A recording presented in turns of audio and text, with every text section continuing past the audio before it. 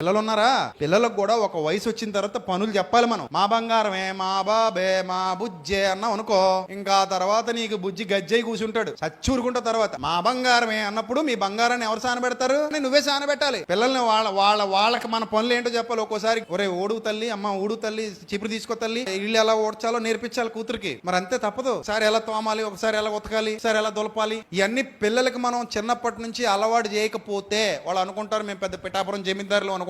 వాళ్ళ కాళ్ళ మీద వాళ్ళు నిలబడలేరు. రేపు పొద్దున కష్టం వస్తే తట్టుకోలేరు, బాధ వస్తే తట్టుకోలేరు, భయం వస్తే తట్టుకోలేరు, ఏ వచ్చినా తట్టుకోలేరు. ఎందుకు పనికిరాని వాళ్ళు అయిపోతారు. గాజు బొమ్మల్లాగా పడినా పగిలిపోతారు, గట్టిగా పట్టుకున్నా పగిలిపోతారు. అలా పగిలిపోయే బొమ్మలు కాదు మనకు కావాల్సింది. ఇనప ముక్కల్లాగా ఉండాలి, స్ట్రాంగ్ గా తయారవ్వాలి. తల్లిదండ్రులు పిల్లలకి శిక్షణ ఇవ్వాలి అన్ని పనుల్లో. తండ్రి తన పనుల్లో శిక్షణ ఇవ్వాలి. ఎండాకాలం సెలవులు వస్తున్నాయంటే ఇదిగో ఈ టైంకి పని చేసేసి ఆ తర్వాత నువ్వు ఆడుకోవడానికి పోతే పో. మన పిల్లలు మన బాధ్యతల్లో ఏం కావాలి? పాలి భాగస్తులు కావాలి. ఇంటికి డబ్బులు తెచ్చి ఇచ్చేసి వాడేసుకోండి అనడం కాదు. ఆ డబ్బు ఎలా వస్తుందో కూడా పిల్లలకి చెప్పాలి. అది ఎలా ఖర్చు పెట్టాలో నేర్పించాలి. అది ఎంత కష్టపడితే వస్తుందో చెప్పాలి. మన కుటుంబం ఎలా నడుస్తుందో చెప్పాలి. వాళ్ళ విషయంలో ఎందుకంత తాపత్రయపడుతున్నాం, ఎందుకంత ఆశపడుతున్నాం, వాళ్ళు ఏ స్థితిలో చూడాలనుకుంటున్నాం కూడా చెప్పాలి. ఇవన్నీ పిల్లలకి చెబుతూ పెంచుతూ ఉంటే వాళ్ళు కూడా మనతో పాటు మన కార్యాచరణలో పాలిభాగం తీసుకుంటారు. లేదురా నేను నీకు ఇస్తానే ఉంటా, నువ్వు వేసుకో ఎంజాయ్ చేసుకో అంటే ఆడింకెప్పుడు నీకు దొరకడు. సో కుటుంబం మనకంత ఇంపార్టెంట్. మన కుటుంబంలో ప్రతి ఒక్కరికి బాధ్యతలు ఉన్నాయి.